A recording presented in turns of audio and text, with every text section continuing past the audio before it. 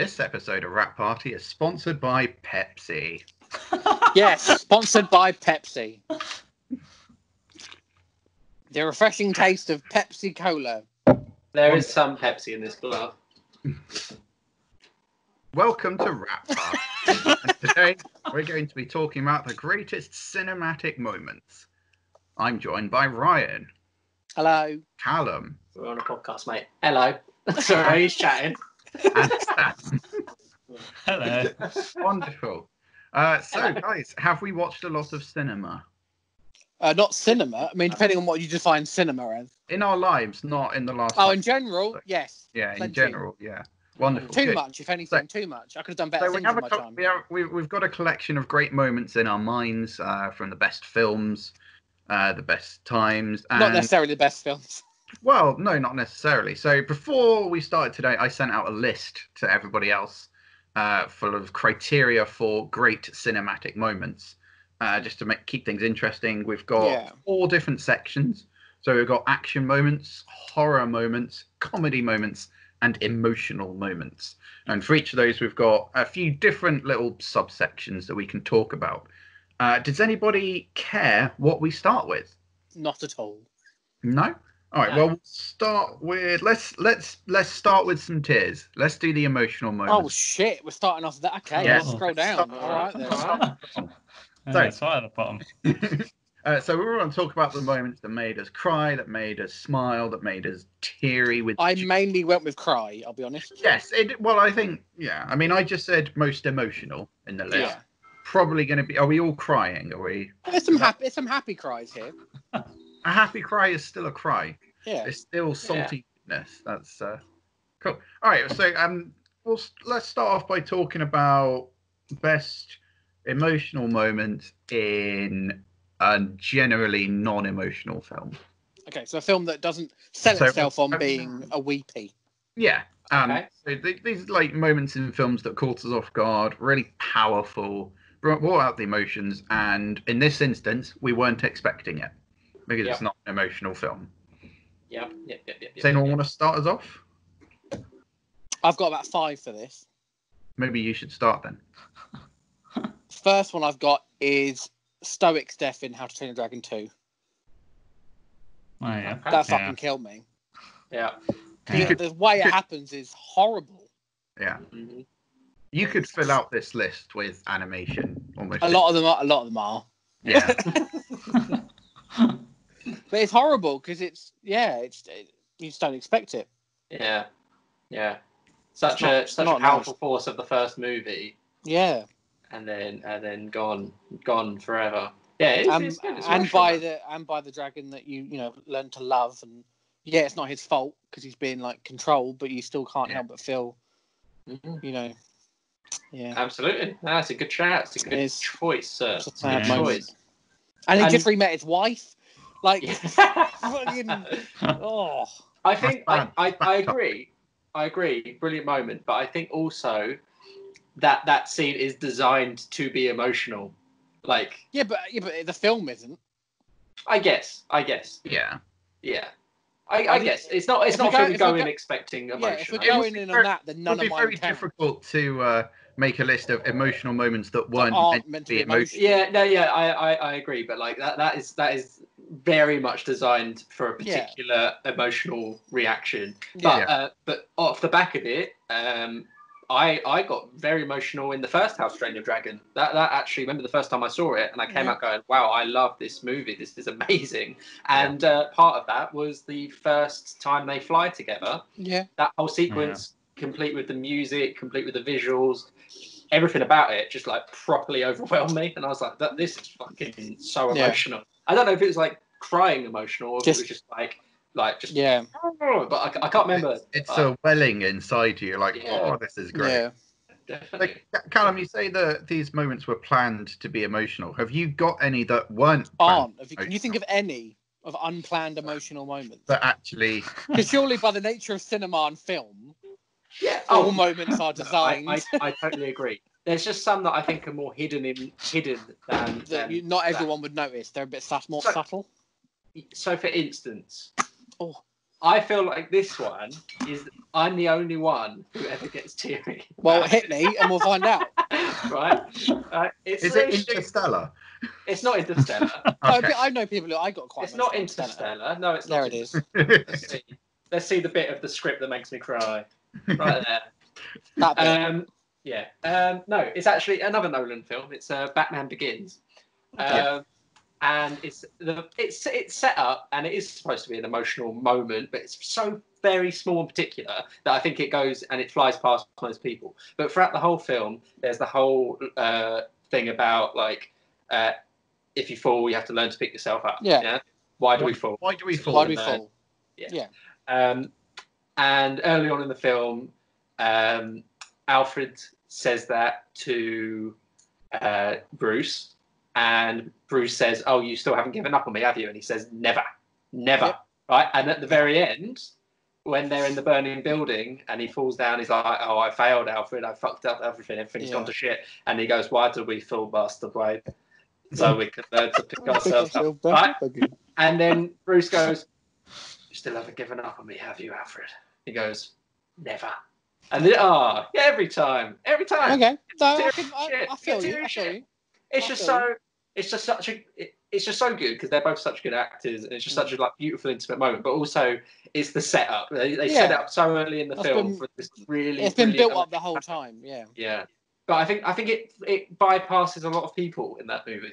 No, I could say I wouldn't say I've cried at it, but I definitely noticed it. I've definitely noticed that moment and been like, okay, this is the big the down before the end, if that makes sense. It's the bit he's down and then he goes back up and wins. I would say they don't exploit it very much, but the bond between those characters is very powerful. Yeah, and that's what makes breaking that bond in The Dark Knight Rises so effective.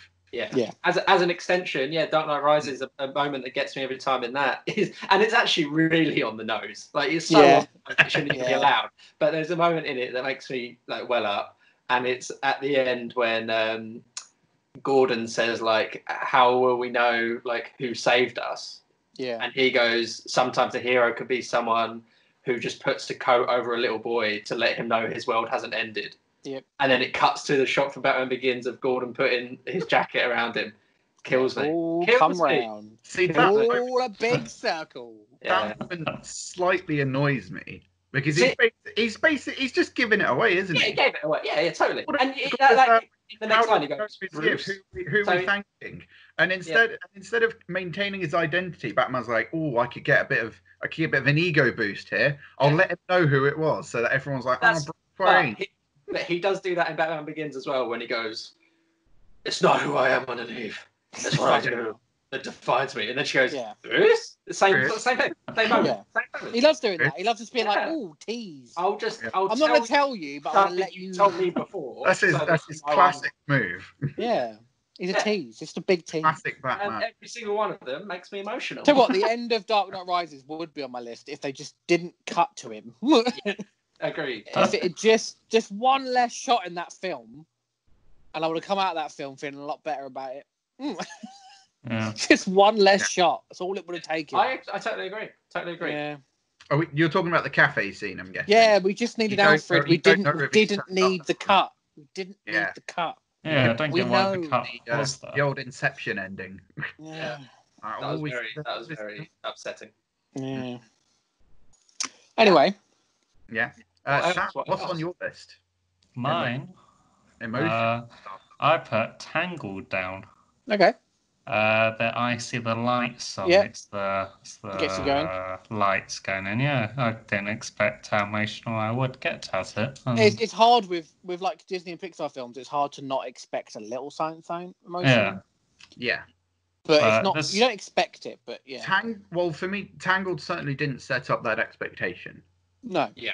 Like a lot of, with the more emotional Disney ones, normally there's some emotional setup.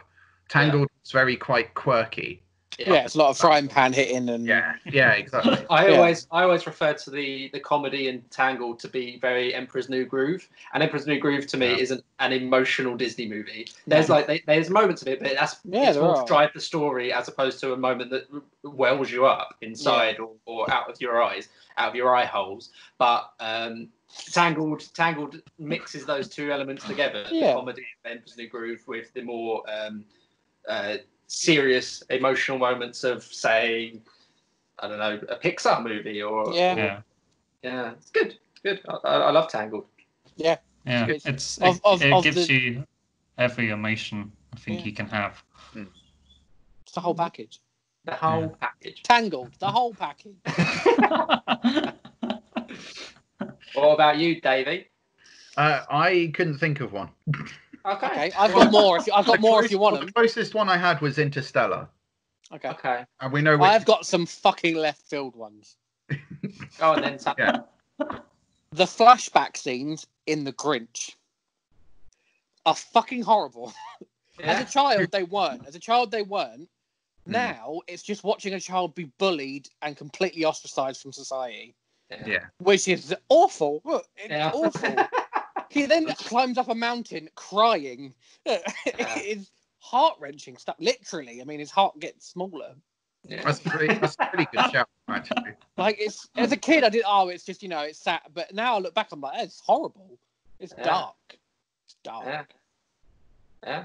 All right. Also, I've got the video Marge records in the Simpsons movie. Oh yeah, that's good. Yeah. I had one. What was it? I haven't seen it in years, so I can't remember if it would still upset me. But when I was a kid, there was a scene in The Brave Little Toaster that very much upset me. I can't know what you're talking about. Yeah, but that's another animation that's particularly upsetting. Oh yeah, I've got a Rugrats movie as well. Oh hell yeah! There is a bit where Tommy nearly kills his younger brother. Yeah. And it's raining and he's getting it's horrible. And then he cries and tries to hug him. He's literally doing that. I'm like, oh, fuck. That is bonkers. Oh, it is mad. I rewatched it today. I was like, this is mad. This is insane. It's and then Tommy looks at his reflection in the puddle, sees what he's doing. He has an existential crisis. And he's 2. It's intense. I'll throw in a little extra there. The scene in Rugrats in Paris when Chucky sees his mom in the cloud. Yeah, when he oh Christ. Fuck yeah. Brutal. Oh yeah, that bit is horrible. I just came to the cinema for a laugh. I came in to see Rugrats. I wanted to see Rep child in Paris. grieving for his mother. Oh God. So good. Fucking hell. Kid films come out of nowhere. I want to see the Reptar Robo Snail fight. Yeah, I don't want to see what you give me. Bereaved child. This is insane. Oh, yeah. Yeah, all good shouts, all good stuff. I had another little one of the entire song that goes along with that is quite awful, to be honest. Yeah, speaking of songs, in Toy Story 2, the Jesse's flashback song bit Christ. is also a horrible moment. Recently rewatched it. Oof. Yeah, it's horrible. Yeah. It sort of foreshadows Toy Story 3 as well in a way. Oh, yeah, it's very much. It's like a tiny version of what Toy Story 3 is all about. Yeah, I don't think deliberately so, but no, but they clearly went that bit was great. Let's build upon that with with Woody and stuff, and Toy Story 4 a little bit. Yeah, the last toys. And an extra one. This is a personal note. Anytime the song Rainbow Connection plays in any way, I will cry. In any film, in any context. Okay. That's very much just for me. Yeah. So. Same with me and Neil Young's Heart of Gold. Yeah, there's certain songs used in films that will just fucking do me in. Hell yeah. But yeah. What's next on the list, baby? So we'll stick on emotional ones, but surprisingly emotional moments in bad emotional films. So they set out to make a really emotional film, and it's terrible, but one moment stands out. Mine's not really an emotional film. With this category, I just picked bad movies in general. Just a bad film, and then something that. Well, that's fine. Well, I went for when in I Am Legend when he has to kill his dog, because that film's not very good. Well, that bit's fucking horrible. Yeah. Any animal dying, you can have a terrible film. If a dog dies in it, I'll cry. Yeah. That's how it works. There's another moment in I Am Legend when he's in the video store and he's talking to the billboard next to him. And it's a little setup because he's been talking to the billboard throughout the movie. But then there's a point after the dog dies, I believe, when he stands in there and he starts crying and he says, "Please talk to me. Please, please respond." I think that's fucking hard. The things that let down I Am Legend was all the horror-y stuff. Well, it was the CGI zombies. And the end is just the end is awful. The end is the original ending was a hell of a lot better. Yeah, hell of a lot better. I'd recommend watching the alternate ending. I think I have seen that at some point. Yeah, it's really I can never remember which is the. Yeah. The good one is the original one, and the bad one is the one they made. The bad one is the one where he sees a rainbow in the shattered glass. No, sorry, a butterfly in the shattered glass, and then goes, "Oh, my daughter's with me," and then runs into the glass with a grenade and blows everyone up. And then it goes to white, and then and I was like, "Okay, all right, alrighty then." Terrible. Yeah. That film. Yeah, the good parts of that film are just about him being very lonely. The bad parts are him fighting zombies. And the fucking woman just turned up. Well, I would disagree. I would say that it's good horror until you see the zombies. Yeah. And then you're like, nah, they fucked it. Yeah. Fucked it. It was really intense until the first time you see him. Then and then it's like, I don't care anymore. Yeah. They're not even that scary as zombies. They sort of just I think I have a soft spot for just like shitty weepies, you know, like it's hard not to. Yeah, if something makes you emotionally react to something, it's hard not to like it. Exactly, yeah. I think so. Like shit. The one that everyone jumps to is The Notebook. I don't actually like The Notebook very much, but there's similar ones to The Notebook. There's like one called A Walk to Remember. There's one called Me Before You, Fault in Our Stars, you know, all those kind of movies those ones that are designed to be emotional and usually end in the death of one or the other, or both of the love interest. And they hit me often. They hit me pretty often. Yeah. Not Notebook though. Notebook was I found surprisingly. I think it's because of the hype, though, isn't it? Maybe. Yeah. I think you go into Notebook expecting it, and then it doesn't live up to it. Yeah, totally. I got emotional at it a bit, but not as much as you expected. I wasn't really. Well, no, I was never really that emotional as a child. And I know. Whereas now, Sam, you are the most emotive creature ever. I don't think a single episode of Frat Party has gone by without Sam shedding a tear. There's a few, like, you know, sometimes that I'll get emotional at it, and I've got a little emotional at it. But no. Yeah. I feel like that film woke up my emotions a little bit. I think it definitely happens with age. Yeah, you start to get a lot more sentimental as you get older, and we're only like a few films mid-20s. Have genuinely done that to me though. Like waking up of emotions, I think is very much a real thing in terms of films releasing certain things in your head. Like I remember after I saw Manchester by the Sea, I was like I felt down for like weeks and weeks on end, and I knew that was the cause. That was what started it. And it was really a weird feeling, but I knew it was a film that had done it to me. And many films in the past as well. I just can't think of many examples because that's probably one of the more recent ones. Along with A Star Is Born, which was another one that the ending got to me. What, the really obvious ending? No. Yeah. No, what do you mean the obvious ending? It's a remake. I mean, it's a first remake of a film. The ending is the ending. I didn't know it before going in. I'd never seen any of these versions. Right. But I still saw it happening in... Right. But that is the film. The film is about a guy and a woman who meet, and then the guy kills himself, and the woman has to sing at his funeral or his tribute. Thing. Yeah, that's the film. So I think that one just the performances, the way it was made. I'll talk about it a million times in the future as well, but the edit at the end.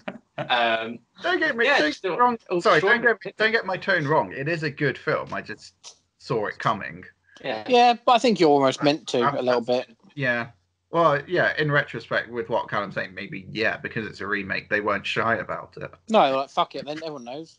If they don't, they're idiots. Okay. Thanks. No, you saw it coming, so it's fine. Okay, all right. If you don't see it's coming, you're an idiot. I thought you meant if you don't know. No, the other way around. Yeah. Okay. You're not a non-idiot, David. So I can't remember if this film is good or bad. Never-ending story. Great film. Don't even test me on it. The horse scene, bit is horrible. Yeah. Well, I couldn't remember if I enjoyed it as a child or not. Never-ending story is very good, very fun. It's great. Oh, okay. Just fucking, the sequels are questionable. So we're talking about it in the wrong section, just to be clear. That's the thing. Yeah.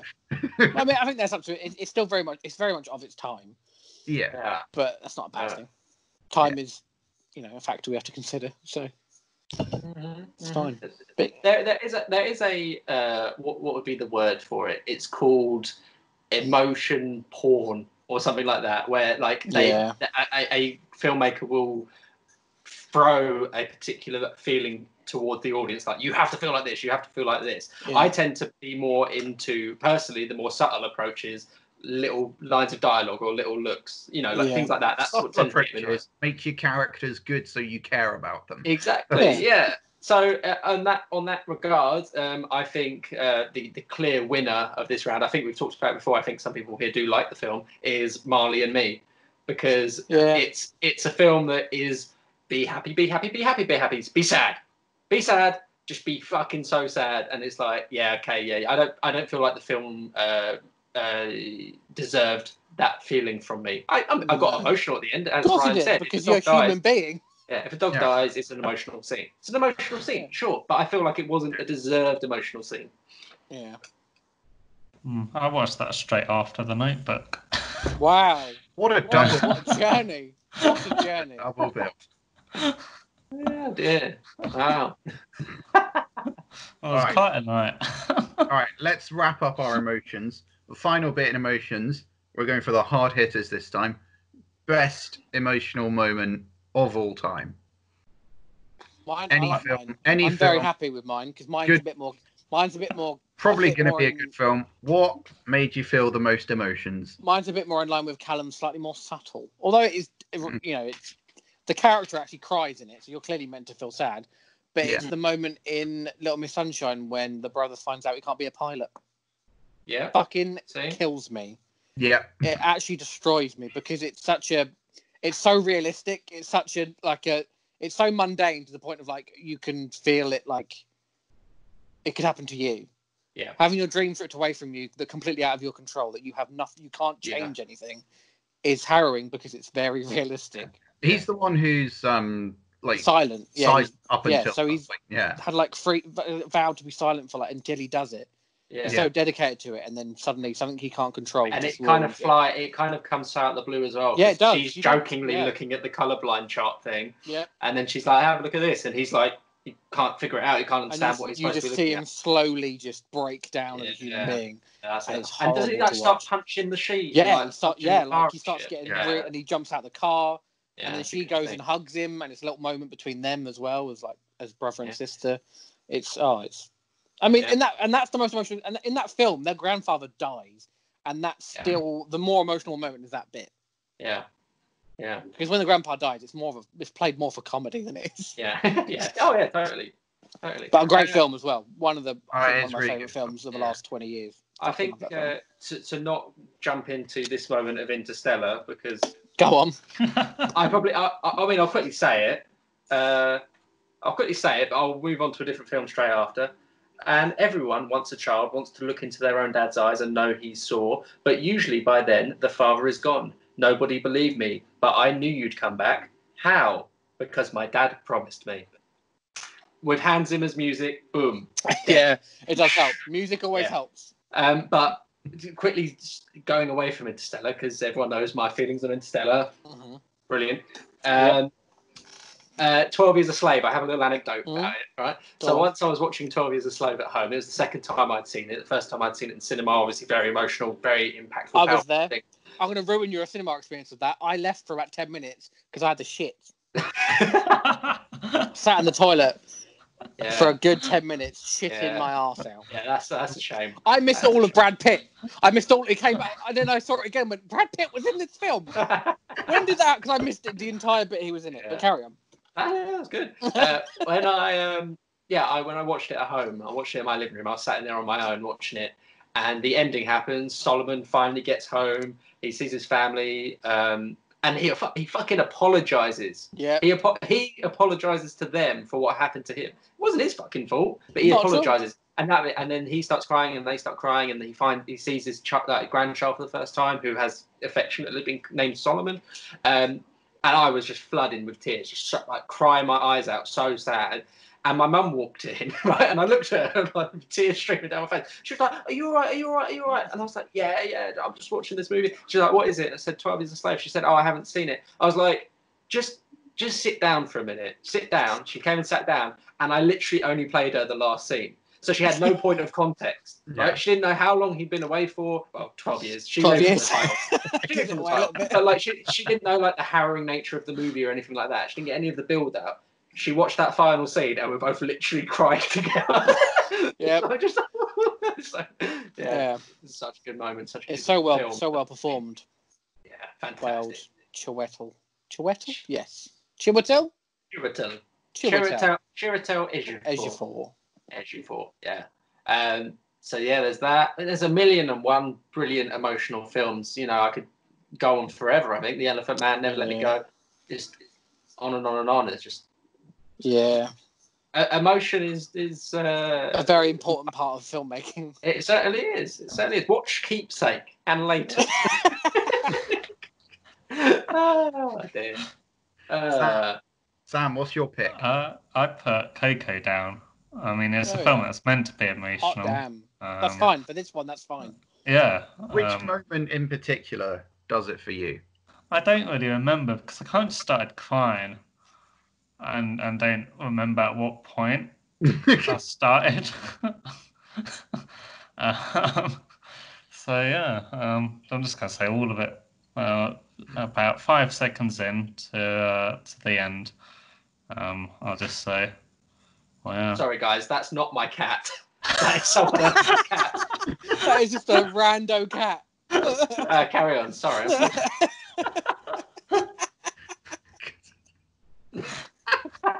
Brilliant.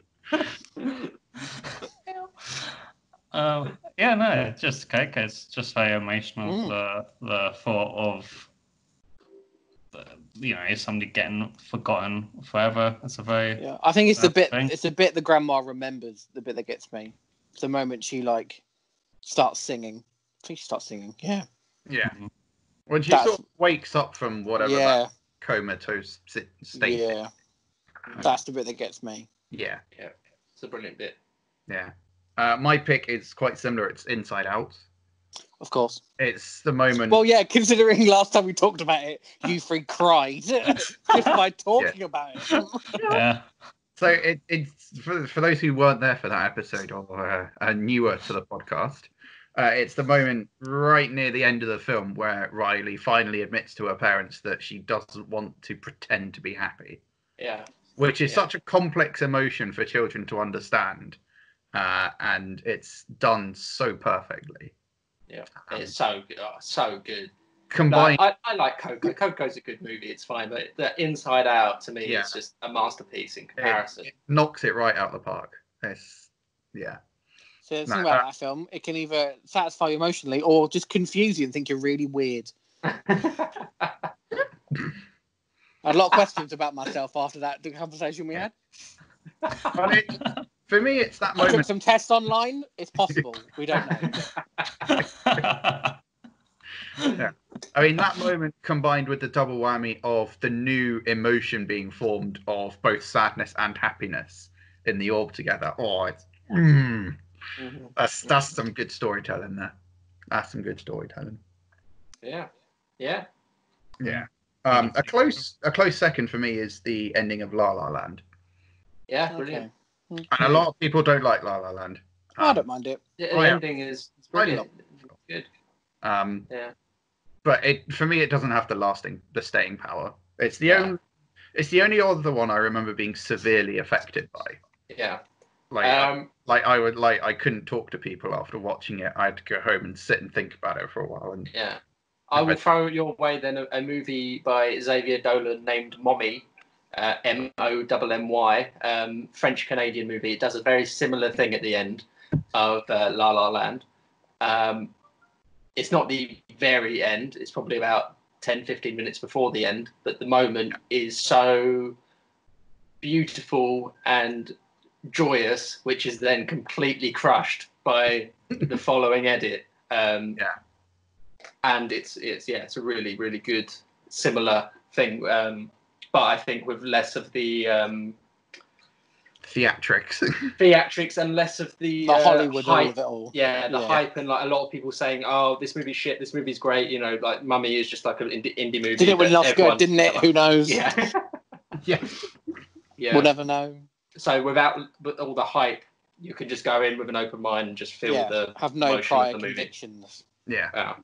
It's great. Yeah, I think La La Land has been somewhat maligned because of how much response it got. I think, which is ultimately a good thing for how people either like it or they enjoy hating it. Yeah, which I think is odd. I think it's a weird movie to enjoy hating. It's not that kind of movie. I don't want to scare you, but I think the rando cat may now be in the house. That is my cat. Okay, I just saw a glimpse of a cat behind you. Yeah, that's a fake cat, Ryan. That's a fake cat. Fake cat. That's a fake cat then. I can't see that cat you're pointing at. That's off screen for me. Oh, is it? Oh, okay. Yeah. No, the cat that walked past a minute ago is a real cat. It's my cat. Yeah, don't worry. Good.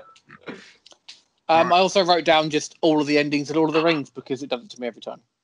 Oh, yeah, that's. I can't not cry at the end of the film. Yeah. Just the 3 notes, just that song will get me. Just the I'm done. I'm done. One more, I think, from my mind, from my knowledge, is the ending of Theory of Everything is a really beautiful moment because obviously the whole movie is about theory of everything. It's about the universe and it's about how a single atom can expand and become the whole universe. He essentially found out about the Big Bang in the movie. That's what the movie's about. But the movie is about. But the movie's actually about the relationship between him and his wife as well. So at the end, when they have their children grown up and they go and see the Queen and stuff, and he's completely Stephen Hawking at that point. He says to him, "You bastard." He says to his wife, despite the fact that they've gone through all their trials and tribulations and they're no longer together and they're both with their separate partners or whatever, they look at their children and he says, "Look what we made," right? No, you could have just said it. You didn't. Look what we made. He says, "Look what we made." You don't need to type it out. And then his chair starts moving backwards, and then you realise the film's actually going in reverse. And then another moment from the film prior is going in reverse, and it's all reversing until the moment that them two lay eyes on each other. And every time I see that moment, I'm like, "Oh, that is so good and so clever." They've literally gone to the moment, the moment of this whole life, and this, brilliant. Those two particles in the world collided and created an entire universe. Such a movie. Such a movie. Yeah, directed by a documentarian, I believe. It was his first movie, his first actual feature fiction movie. Okay.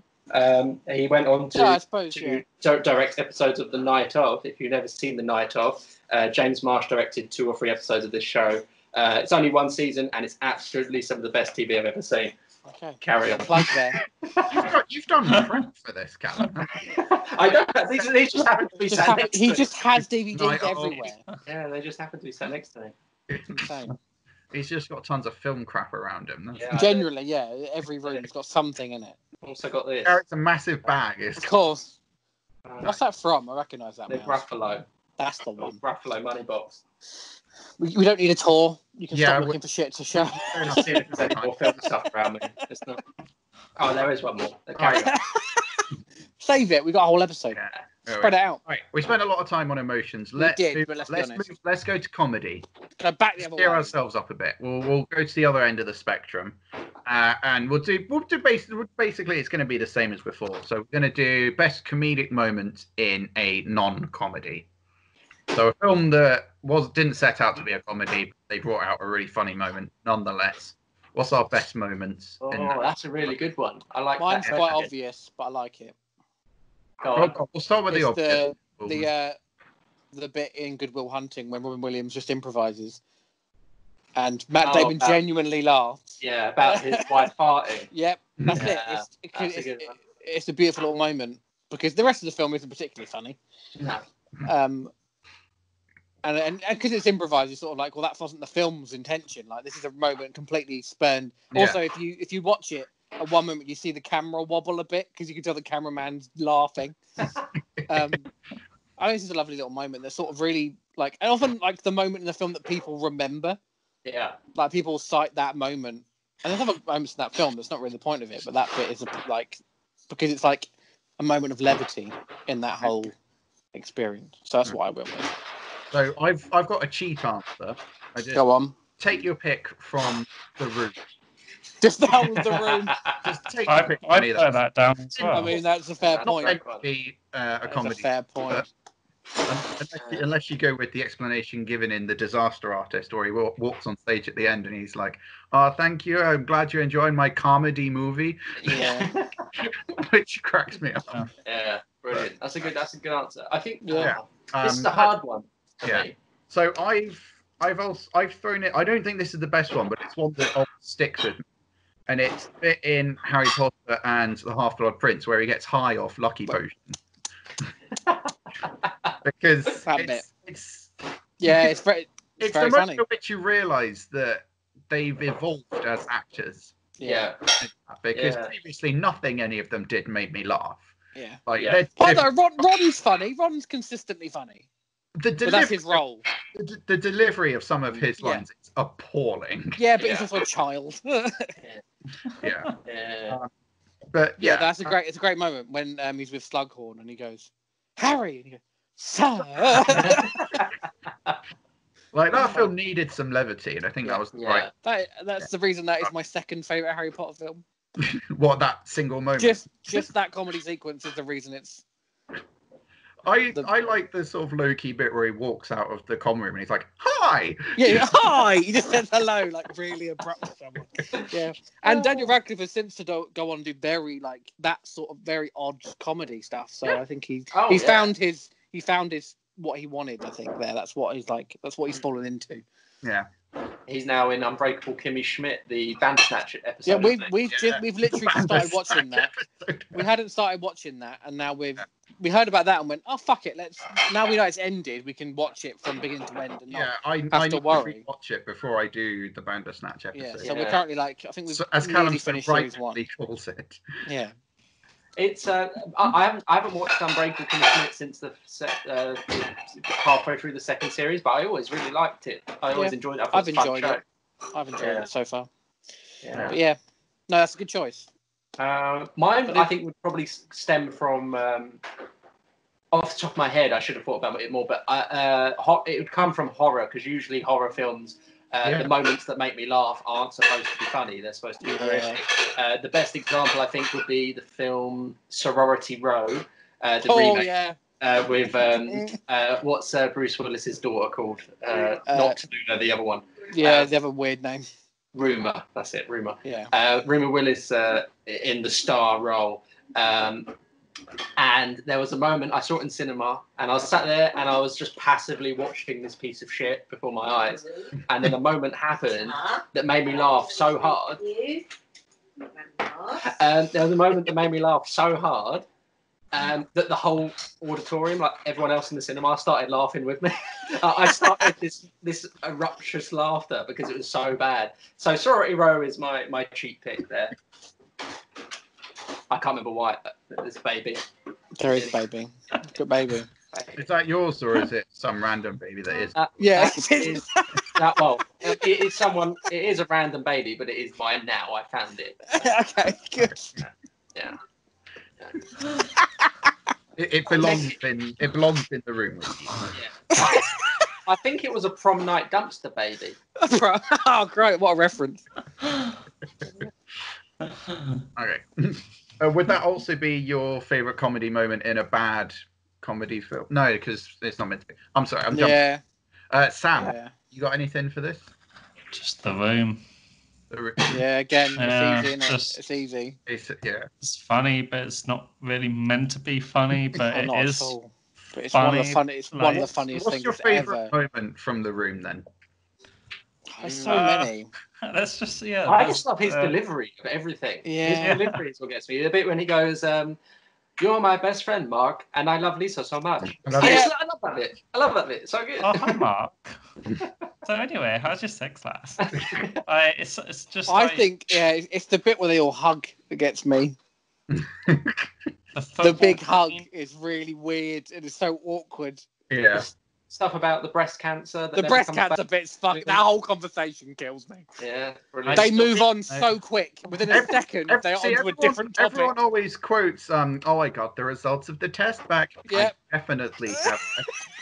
But nobody talks about the line immediately The following. response, yeah. When the daughter's like, "Oh, don't worry, they're curing people all the time," and I've never heard such So blasé about cancer. no one's ever been so nonchalant about that. I mean, it's a relatively good attitude to have towards. You know, Oh yeah, if all it's people felt quite- that, that'd be fantastic. yeah, But that's just not the case. Oh There Christ! isn't a cure to bring. It's not Yeah. as simple as that. Yeah, it's not Cure, quite how it works. cure. Yeah, It's that's cure. brilliant. You can remove the tumor, but it's not. It's still cancerous. It's just not in you anymore. Yes, it's very much. Yeah. Yeah, the chicky part where they're being chickens. yeah, yeah. That's sort of somewhat overshadowed by Arrested Development for me. Yeah. The whole chicken thing. So I don't enjoy that quite as much. The bit where they're throwing a football gets me when they're 2 feet away from each other throwing a football around Yeah. in the corner of an alley. In They're not in a- Backquacks. They're in just the doing Sunday that. best, no doubt.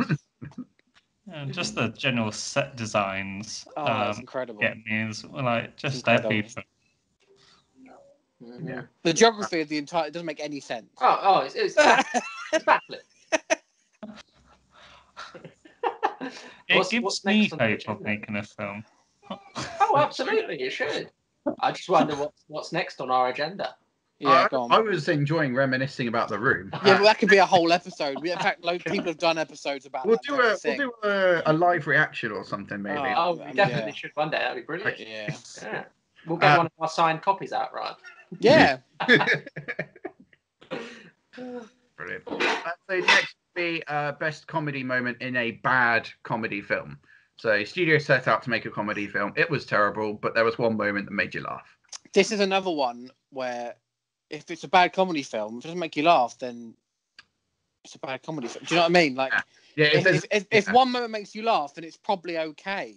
yeah. So I At least. sort So mine's a stretch. of looking over my list. I disagree with that though, Ryan, because I actually sniggered once at Holmes and Watson, which is categorically the worst comedy movie. It's terrible. But there was a moment that made me laugh.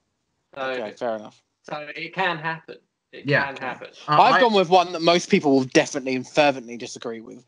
Go on. Bridesmaids. Yeah, I do disagree with that. Yeah, I do disagree with that. Really don't find it that funny at all. I agree with you.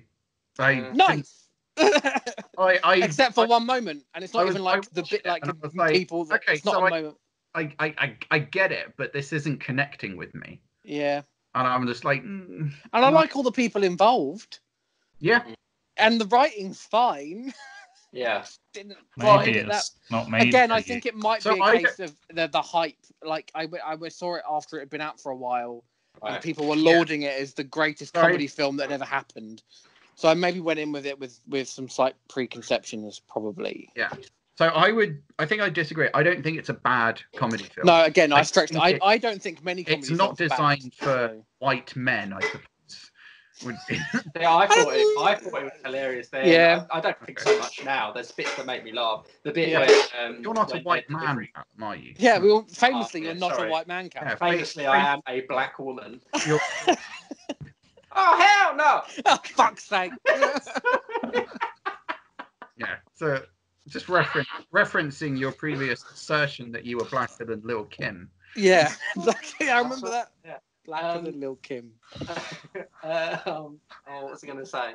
The bit when they're delivering their bridesmaid speeches or whatever at her engagement party or whatever, and her and Rose Byrne are battling out to try and finish, get the last one in. It's really funny. Still, that holds up. But I think if anyone wants that the story of Kristen Wiig's character told better, just watch Fleabag. It's the same story. Yeah, it's the same character.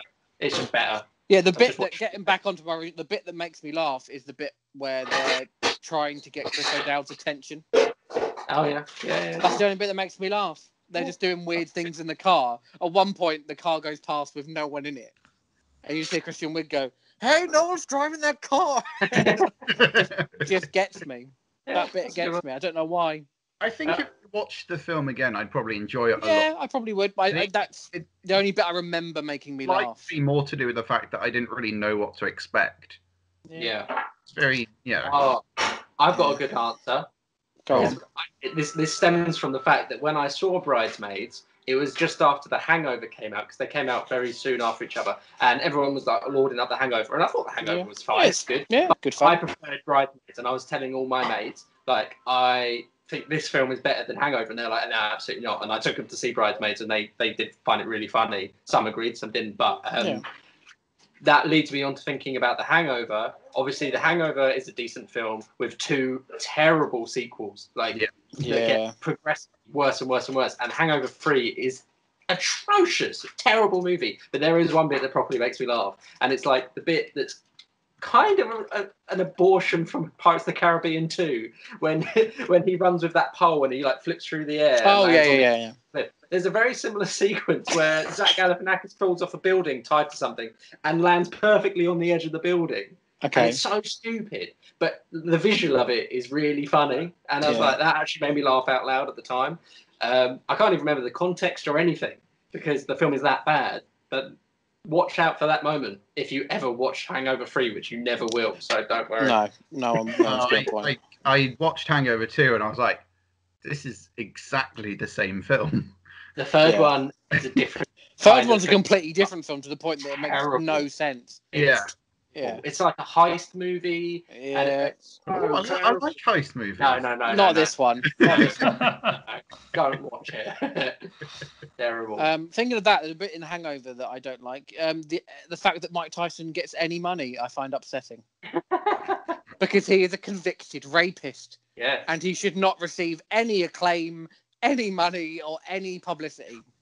Mm-hmm. So anything that involves Mike Tyson in that film, I do not like. Settled. It upsets me.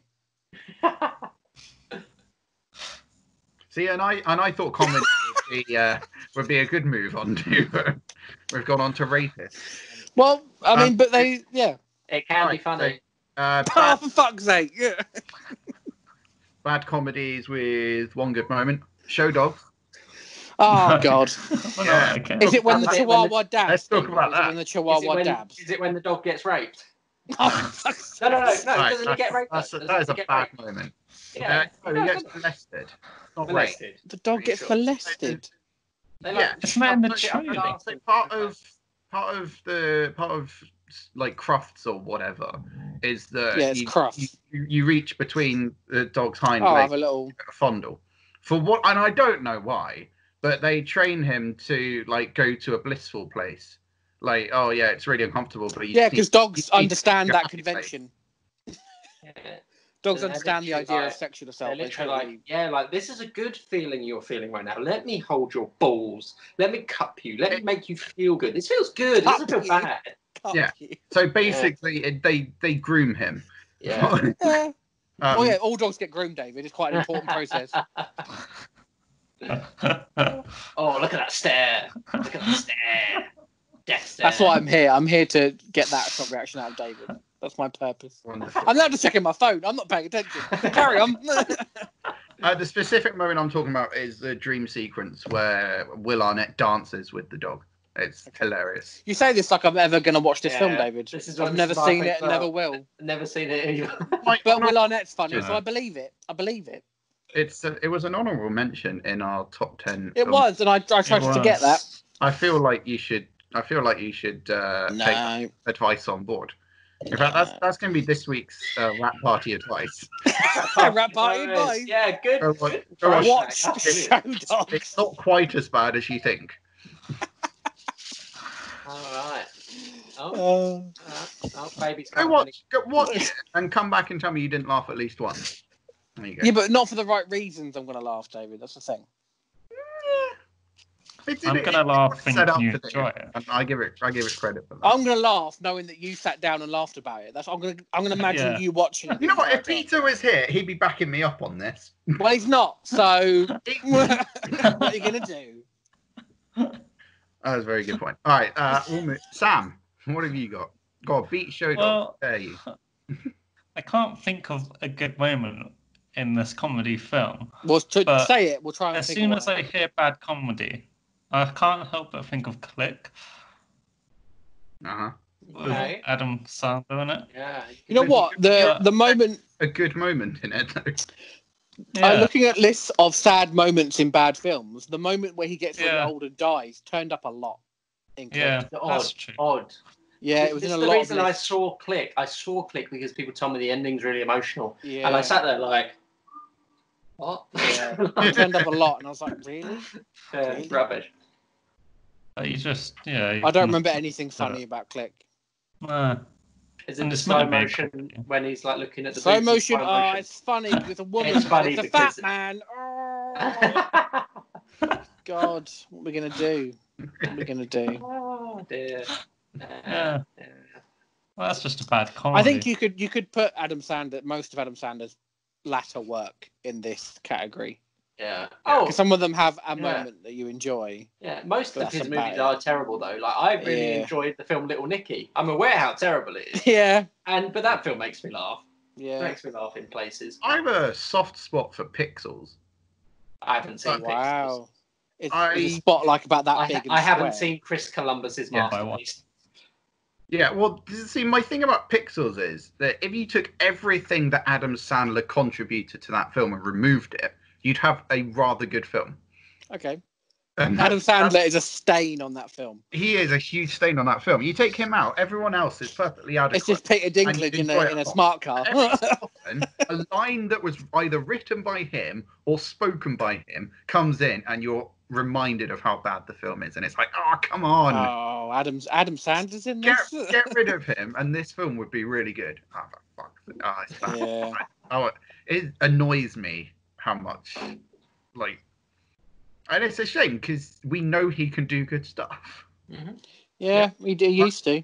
Yeah, he used to. And then look at Uncut Gems. And then he had Uncut Gems and Funny People, which were... Funny People's brilliant. Punch Drunk Love, brilliant. Well, yeah, he should just stop doing all-out comedies. He should just start doing... Yeah. That's where he makes his money, though, isn't it? Yeah. He's got like an 8-film deal with Netflix, for fuck's sake. Yeah, he made bare peas out of that. Yeah, so much. Mm. Anyway, what's next on the agenda? What have we done? We did good comedy moments in non-comedies, comedy moments in bad comedies. Now it's just time best comedy moments. The funniest thing you've ever seen on screen. I've got several. Yeah, I've got quite a few written on my list. Let's start with Sam. Go on. Yeah. We don't often start with Sam.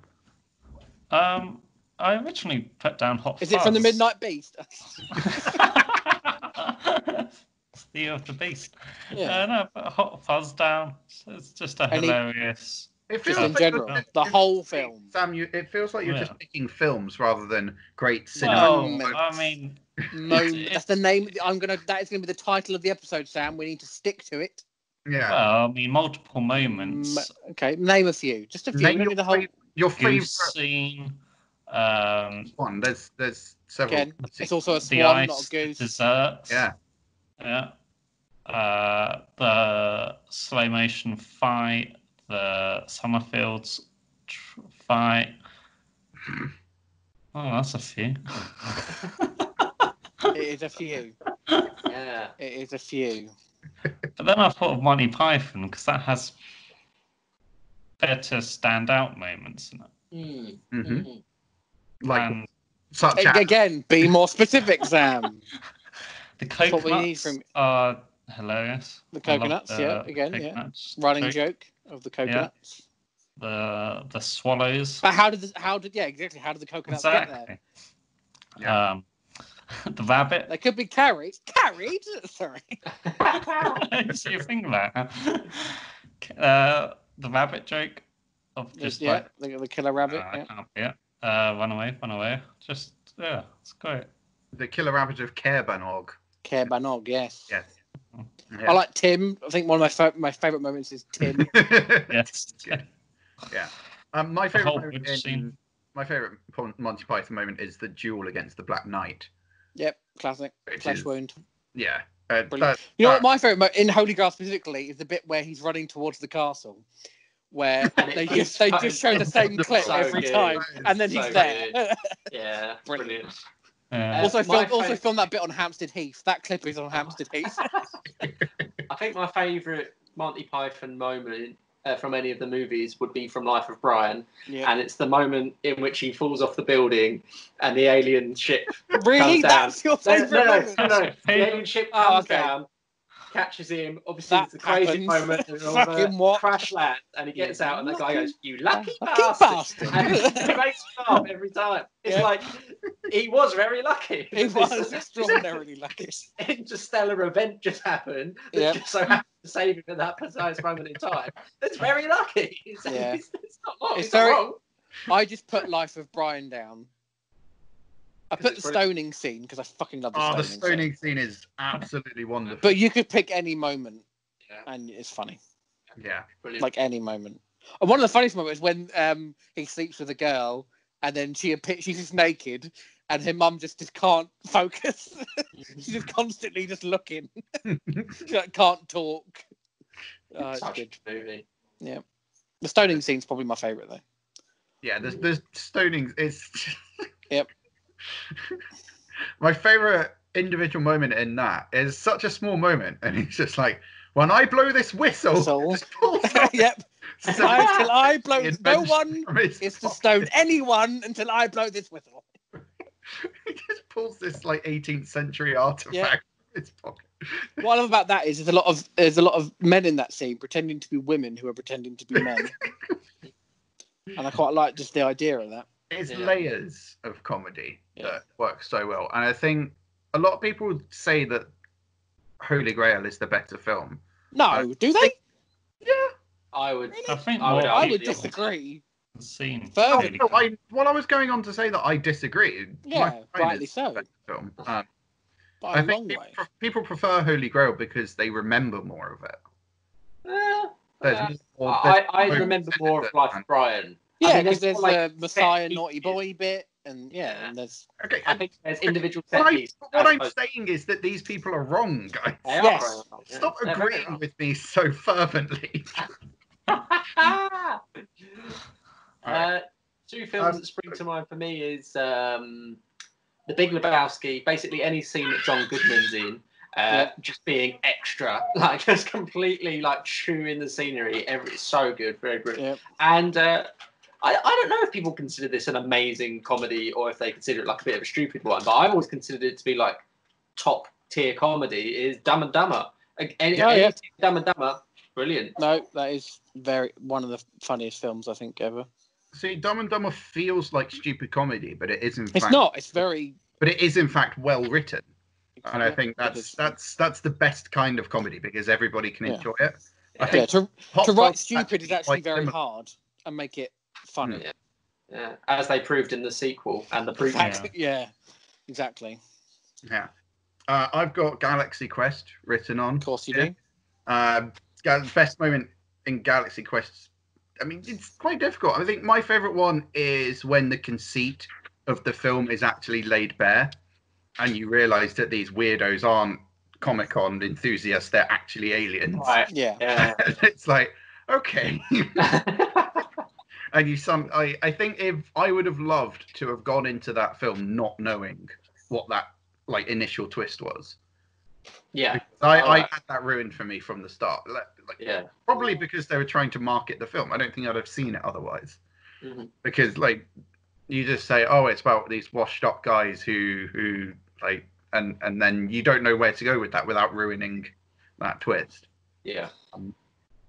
That's very good. There's another bit later on where Sam Rockwell's character is probably one of the low-key best ones in that. Sam Rockwell is one of the most low-key, hilarious, most comedic actors ever. Yeah. But there's a moment where he's like, I think it's just a line where he's like so exasperated. And he's like, "Do you guys even watch the show?" Go. Okay, fine. You're right there, Ryan. It's fine. Carry on. What else have I got written down? 22 Jump Street. Yes, Brilliant. this is on my list. Yeah, the moment where Ice Cube realizes who Yeah. it is that's Yeah. banging That's the is same one. I've written that exactly the same. And it's mainly because of Channing Tatum's reaction that makes it hilarious. yeah, Yeah, well, so good. that's the second moment. It's a 1-2 punch. Yep. The first moment Yeah. in the restaurant where he wrecks a buffet, Yep. and then there's a little bit of Just fucking that whole story. and then that second punch where Channing Tatum realized. Yeah, Oh, so good. that- It's such a good moment. those two Yeah. elevate that film so much for me. Yeah, And it's not like the film's bad up to that moment. No, But yeah. it doesn't consistently stand funny. out. It doesn't stand out for me until those yeah. moments. There's a moment similar, very similar, in a film that I think is really great. I don't know how many people have seen it. It's the film Crazy Stupid Love with Steve Carell and Emma Stone, I have. That's a Ryan great Gosling. Great Yeah. film. And the ending realization that all these people are indeed related when Emma Stone's character comes home to see her dad, who happens to be Steve Carell, with her new boyfriend on her arm, who happens to be Ryan Gosling, who happens to have been training Steve Carell on how to sleep with women for the whole movie. And Yep. this whole thing comes together, and it's a shock surprise, like the daughter in 22 Jump Street. It's a shock surprise. Yep. And it's just so funny, like just mind-blowingly funny. And then they all start fucking fighting in the garden, and then Kevin Bacon turns up, and they all start fighting him instead. Oh, absolutely fantastic movie. Yeah, that film is good. Uh-huh. It's Uh-huh. the first in the Gosling Stone trilogy. Yes, indeed, and arguably my favourite. Hmm. Yeah, arguably my favourite. That's a fair call. Yeah. The other film, and it's because I watched it recently, otherwise I think I would have forgotten it, mainly because it's not an out-and-out comedy, is In Bruges. Yeah, In Bruges is The great. final act in which Ralph Fiennes gets involved. The whole film is funny up until that point, but the second Ralph Fiennes comes into it, it's like different level of funny. He is absolutely fantastic. It's probably my favourite Ralph Fiennes performance, and he just makes a really great film surprisingly better. Good. I've got two more options. Go for it. Go for The it. entirety of Airplane, just as a moment in time. Yeah, Just the whole, consistent, the whole thing. And Blazing Saddles, the bit where the sheriff is coming to town. Yeah. And then abducts himself. Yeah. That is my favourite moment. Going along. I can't repeat it for various reasons. Going along that route, Spaceballs could probably be. Yeah, put that there as Spaceballs, well. the bit where they find the tape is Mhm. one of my favourite bits ever. Where they what? Sorry. Where they find the tape of Spaceballs. That's And good. A smaller moment that I really enjoy is the one where they're faffing around with the teleporter. yep, and it's the next room. They teleport him from one room to the other. There is, None of them goes, so they have to reverse it. They try again, doesn't work. yeah. So it's just like, oh, I'll just come through to you. Yeah, it's just one They're door. all next door. Fucking Yeah. brilliant. Yeah. Absolutely hilarious. All fantastic choices. I wonder, do we? I mean, in future, I don't know if we're going to be able to, unless someone goes back and writes down all the films we fucking came up with. Maybe we should create like a definitive, like we put up a poll, say to people like these are the moments we've come up with. Vote for which one is the funniest. Vote for which one is the worst. Whatever. We could and definitely come do up with a that. definitive for the next episode where we do this again, and then we reveal what the funniest one was from the previous one. So I think, yeah, I think in future, I think what I was going to suggest was, and this doesn't have to be the episode, Ryan, 1 hour, 20 minutes in. So if you wanted to cut that out, you're welcome to. Well, the recording's 1 hour 4, so I won't listen to you. Oh, have I got 1 hour 20? Because that's the call time, not the recording time. Good man. 1 hour 4. Good man. I think if we're an hour in now, I think we should probably lay the other ones to rest, the other sections, for the next episode. So we covered like a lot there. Like we talked a lot longer on those 6 than I expected we would. Yeah. Absolutely. So for the sake of splitting it up a bit, that could be a cool little in between where we put up a poll. I don't know if it worked this time, but if people like the style of this episode and they want to hear more, then it can be an interactive element where people poll in and then we can reveal which was the best moment or whatever. Sure. Yeah. I'm up for that. So if we're cutting that bit out, we now need to come seamlessly back into the podcast. Well, you don't have to cut it out. Raw. It's raw. Well, I think if what Callum's saying is true, then that brings us to the end of this episode. Yes. Yeah, we've done 6 moments that we've all chosen each. Yeah. But people obviously like the episode. So I don't know why I'm saying there's a racket happening behind it. If people do enjoy this format, this episode, like us talking about cinematic moments as opposed to films as a whole, let us know, because we will carry on. We've got plenty of more specific sections that David has written out for us. Yeah, so we've done emotion and we've done comedy today. 2 others that we've started preparing for are horror and action. Yeah. Horror and action is going to be a beefy episode. Is it? Well, for me it is. I've got a lot less options. For action, I'm absolutely piled high. Okay. I mean, I can run through them pretty quickly. So. Cool. Also, end up being about the same length though, because I had loads for both of these, so it sort of makes sense. There you go. And balance. And I may or may not have a list prepared next time. Who knows? Wonderful. Please don't. Callum, you do well without a preparation. You Yeah. Thank you very much. I give you an option, and your mind spews forth different films that match the criteria. It's a joy to watch. Oh, thank you so much. As I hope this episode was. Yay! Thank you for listening to this week. You don't need I've got that bit recorded, David. Don't worry. We've got that bit on lock. All right. Anyway, like I said, we're going to call it there. We've done emotion and comedy. Next time, whether it be next week or whether we do something else next week, who knows? But at some point soon, we'll do horror and action. And I think we're going to plan out a little thing for you guys to do. Audience interaction, which we've tried before. Which of our moments do you prefer most? Or any of your own you could suggest. Yeah, we're looking forward to... Put it in the comments. Looking forward to hearing what all 4 of you thought. And also, as one extension of the ending, Ryan did reveal that we passed 2,000 downloads. Fantastic, guys. Well done. 2,000. Let's keep at it. Nice people have downloaded an episode of this. Brilliant. Yeah. So they've heard us drone on for probably about 1 million hours. A long time. Yeah. Perfect. All right. Well, thanks very much, guys. And we'll see you again on the next one. Au revoir.